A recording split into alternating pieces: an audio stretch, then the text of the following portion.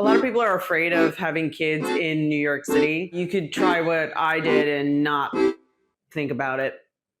I absolutely understand why people are afraid of raising kids in New York City. I'm afraid of living in New York City. I guess we kind of just like ignore things, which is also an art. And you only learn it once you've lived here for a while. What I would do is use the city as a distraction. So we would get on the train and we would talk about the colors on the train on the way to Harry's daycare, because I had the bright idea of having Harry's daycare be by my salon, which was 30 minutes from my house, which was a terrible idea because I had to take the subway every day. Ended up writing my book because of it. So was it so terrible? Probably not.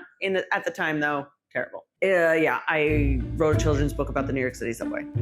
So we would take the subway and we would use everything as a distraction. We would talk about people's clothes, backpacks. We would finally get to the other side, and I used to leave super early because I tried to rid the anxiety of the morning. And I thought by leaving early that would achieve that. And so, we'd walk from the subway to the school and we'd have to walk through a park. And this park also had a dog park. So every morning it was a ritual. We would walk from the subway to the dog park. She would stand on a bench. She would stare at the doggies. She would bark. Then we would walk further and there was a fountain. And then from the fountain, we would then go to her daycare. So we would just use the parts of the city to create memories, to learn about where we live, to be aware of our surroundings.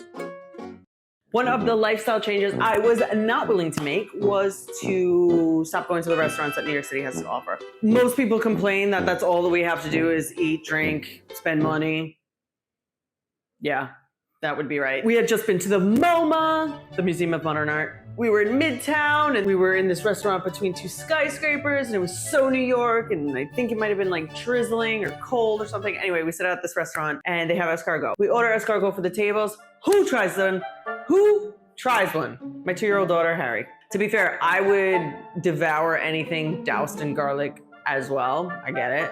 But she had 12 snails that night. I'm still trying to figure out what the idea of like good parenting means. And I am sure people look at me and think, wow, she's out of her mind. How does she let her kids do that? How does she give them so much freedom? How does she give them so much independence? And the reality is that they're way more capable than we think they are. And I'm willing to let them make their own mistakes to learn. What better way to learn? I mean, that's how I do my job. I'm 18 years in hairdressing, and I learn from my mistakes to this day. So why wouldn't I give that opportunity to somebody who's like learning about the world for the first, we're all learning about the world for the first time, but they're like at the beginning stages of that.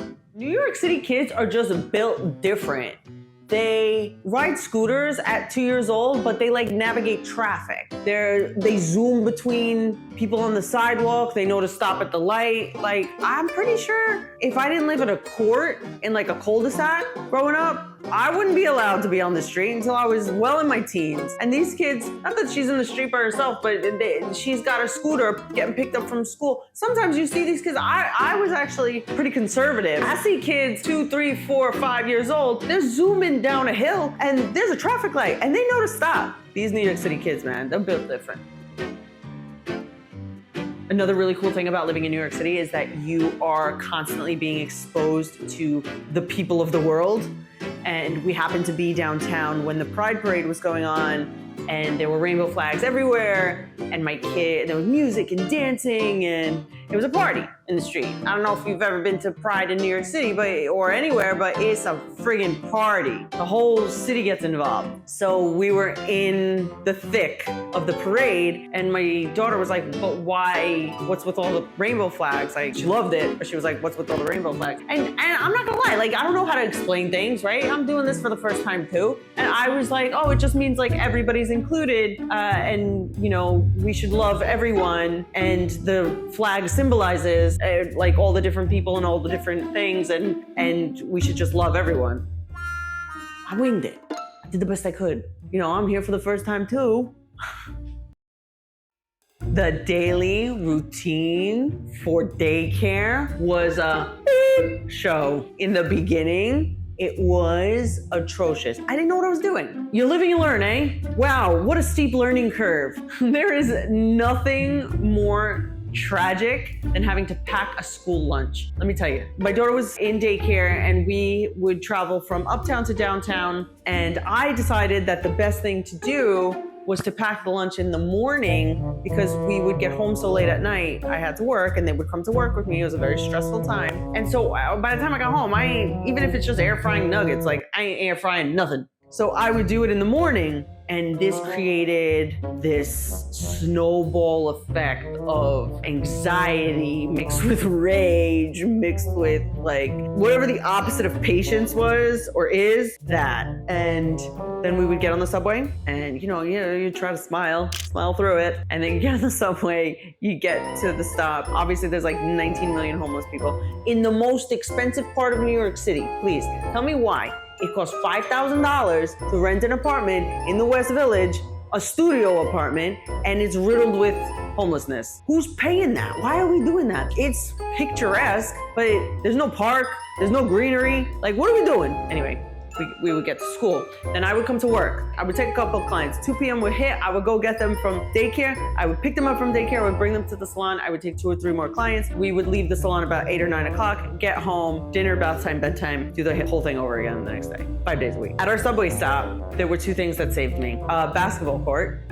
There's a really famous public basketball court right by the subway stop, or actually right outside of the subway stop. And we would sit and watch basketball. You couldn't get Arthur away. If there was a basketball game on, he would literally cry his eyes out until I parked the stroller right in front of the fence and he would watch the guys play. 1. Number 2, there was a man who worked as a security guard inside of the station. We called him Pizza Man. One day we had pizza. It turned into this inside joke because like, where's my pizza? And every time we saw him, even if we didn't have pizza, we would say, hey, where's my pizza? Me and Harry. Arthur didn't even talk yet. Arthur's first word, because the school that he went to, his main teacher was Spanish. His first word was agua.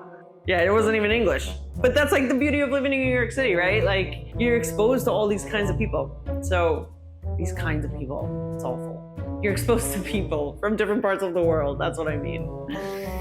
And the pizza man, one day we couldn't find the pizza man, and Arthur was so excited because I guess he was the first one to spot him.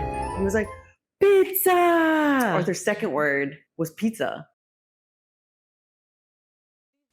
These New York City kids, I'm telling you, are built different. I never had the confidence to speak to strangers, basically. But people serving you, or like, at the deli, at the pharmacy, in the street. People in New York City are constantly talking to each other, even if it's a throwaway comment, like the random, hey, how you doing? Nobody actually says that. Do they?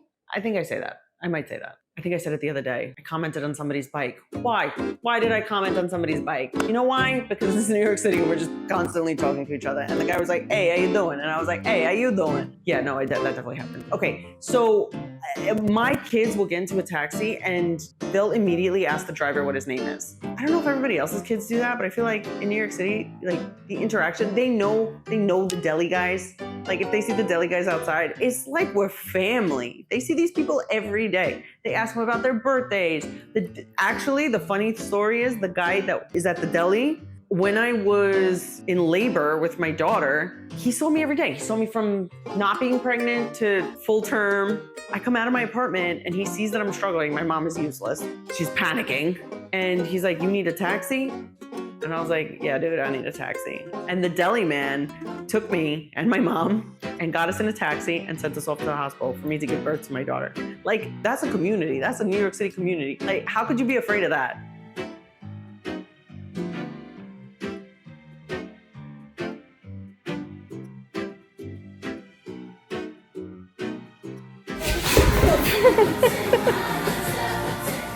If this first 6 years of city motherhood feels a little like your life or the life you dream of, share it with another mom and hit subscribe.